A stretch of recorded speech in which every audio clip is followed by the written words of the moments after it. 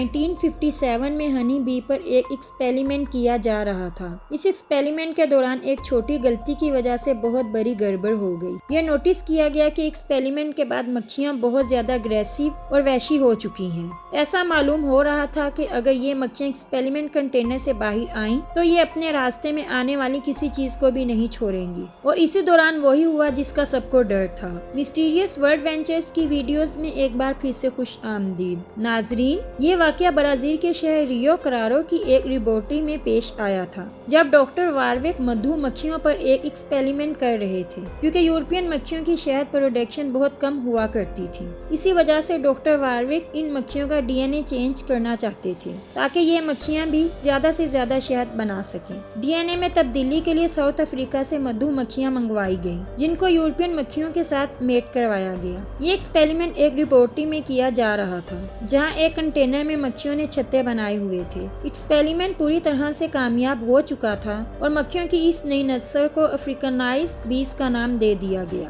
ہر چیز بالکل اسی طرح ہو رہی تھی جیسا پلان کیا گیا تھا، لیکن پھر اچانک ڈاکٹر واروک کے ہوش یہ دیکھ کر خطا ہو گئے کہ یہ مکھیاں ضرورت سے زیادہ اگریسو ہو رہی ہیں۔ ان کا یہ عجیب بیہیویئر دیکھ کر خوف محسوس ہو رہا تھا، اور تبھی ڈاکٹر نے فیصلہ کیا کہ وہ ان افریقنائزڈ مکھیوں کو کنٹینر سے باہر نہیں نکالیں گے۔ لیکن پھر وہی ہوا جو نہیں ہونا چاہیے تھا۔ لیب ورکر کی غلطی کی وجہ سے مکھیوں کا ایک بہت بڑا جھنڈ کنٹینر سے باہر نکلنے میں کامیاب ہو گیا۔ مکھیوں کی یہ نئی نسل کتنی زیادہ خطرناک تھی، یہ ان کے باہر نکلنے کے بعد ہی معلوم پڑا، کیونکہ نکلتے ساتھ ہی مکھیاں لوگوں پر حملہ آور ہو گئیں۔ ان مکھیوں کو قابو کرنا کسی کے بس کی بات نہیں تھی۔ انہوں نے اپنے نئے گھر بنا لیے اور بہت تیزی سے بڑھتی چلی گئیں۔ برازیل سے بڑھتی اب یہ مکھیاں امریکہ میں بھی بھاری مقدار میں پھیل چکی ہیں، جو کہ ابھی تک 1000 سے بھی زیادہ انسانوں کو موت کی نیند سلا چکی ہیں، اور اسی وجہ سے ہی افریقنائزڈ مکھیاں کلر بیز کے نام سے بھی پہچانی جاتی ہیں۔ دیکھنے میں یہ زیادہ کالی ہوتی ہیں اور دوسری مدھو مکھیوں کے مقابلے میں کافی زیادہ خطرناک بھی۔ 500 میٹر دور سے بھی یہ اپنے چھتے کی طرف بڑھنے والے پر ٹوٹ پڑتی ہیں،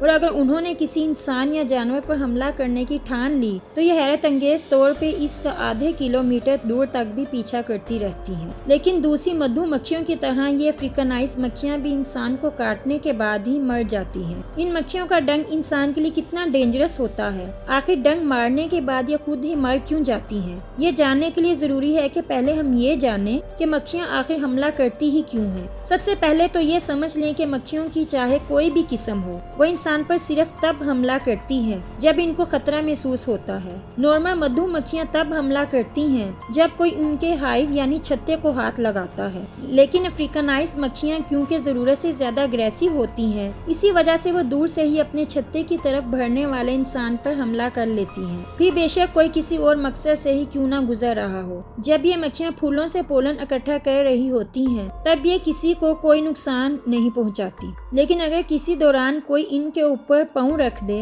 یا ان کے کام میں رکاوٹ ڈالے تو پھر ان کو غصہ آ جاتا ہے اور وہ ڈنگ مارے بغیر چین سے نہیں بیٹھتی۔ لیکن ان کو اس بات کا بالکل بھی اندازہ نہیں ہوتا کہ ڈنگ مارنے کے بعد یہ خود زندہ نہیں بچیں گی۔ اصل میں ان مکھیوں کا ڈنگ ایک ڈیگر یا پھر دانتوں والے چاقو کی طرح ہوتا ہے، جن کے دانتوں کی ڈائریکشن اوپر کی طرف ہوتی ہے۔ جب یہ اپنا ڈنگ انسان کے جسم میں گھسا بیٹھتی ہیں تو ڈنگ کے دانت انسان کی کھال میں پھنس جاتے ہیں، اور اسی وجہ سے ڈنگ کا اب باہر نکلنا بہت مشکل ہو جاتا ہے۔ مکھی جب اپنے ڈنگ کو باہر نکالنے کے لیے زور لگاتی ہے تو وہ ڈنگ انسان کی کھال سے باہر نکلنے کے بجائے مکھی کے جسم سے ہی اکھڑ جاتا ہے۔ نہ صرف ڈنگ بلکہ مکھی کے مسلز، نروز اور ان کے ڈائجسٹو سسٹم کے کئی حصے بھی ڈنگ کے ساتھ ہی الگ ہو جاتے ہیں، جس کی وجہ سے مکھی کا موقع پر ہی مرنا طے ہو جاتا ہے۔ وہ لوگ بہت خوش نصیب ہوتے ہیں جن کو صرف ایک مکھی نے ہی ڈنگ مارا ہو، کیونکہ یہ مکھیاں ہمیشہ جھنڈ بنا کر ہی حملہ کرتی ہیں۔ اگر ان کے چھتے کے پاس سے گزرتے ہوئے ایک مکھی نے بھی آپ کو ڈنگ مار لیا تو اسی وقت پورا جھنڈ وہیں پہنچ جاتا ہے۔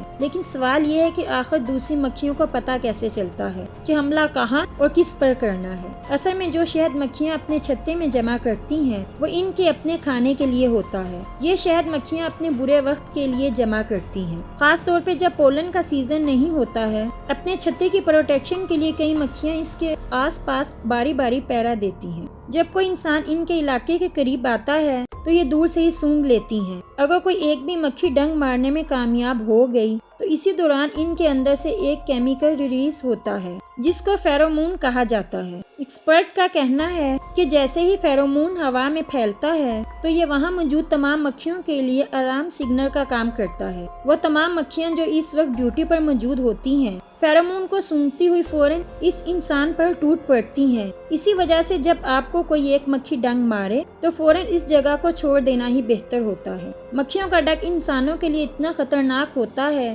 یہ جان لینا بھی بہت اہم ہے۔ جب یہ ڈنگ انسان کی باڈی میں داخل ہوتا ہے تو یہ ایک ٹوکسن ہماری باڈی میں چھوڑ جاتا ہے جس کو میریٹین کہا جاتا ہے۔ انسان کی باڈی فوراً اس میریٹین سے لڑنے کے لیے آٹومیٹیکلی کام کرنا شروع کر دیتی ہے جس کی وجہ سے باڈی کا وہ حصہ فوراً سوج کر لال ہو جاتا ہے۔ اصل میں یہ ہماری باڈی کا ڈیفینس میکانزم ہی ہوتا ہے جو میریٹین سے لڑنے کے لیے جسم کے اس حصے کو سوجنے پر مجبور کر دیتا ہے۔ اگر تو ڈنگ بلڈ ویسل کے قریب لگتا ہے تو وہ بلڈ میں شامل ہو کر پوری باڈی میں پھیلنا شروع ہو جاتا ہے جس کے کافی خوفناک نتائج بھی ہو سکتے ہیں۔ یا اگر جن لوگوں کو میریٹین الرجی ہوتی ہے ان کی حالت بھی بگڑنے کے کافی زیادہ چانسز ہوتے ہیں۔ اسی وجہ سے اگر کبھی آپ کو کوئی شہد کی مکھی کاٹے تو فوراً اس کا ڈنگ نکالنا نہ بھولیں کیونکہ جتنی دیر تک ڈنگ باڈی کے اندر رہے گا وہ کنٹینیوسلی اپنا زہر باڈی میں پمپ کرتا رہے گا۔ آئیے اب جانتے ہیں کلر بیز کے بارے میں چند انٹرسٹنگ فیکٹس۔ کلر بیز نارملی بہت بڑا چھتا بناتی ہیں جس میں 80,000 سے بھی زیادہ مکھیاں رہتی ہیں۔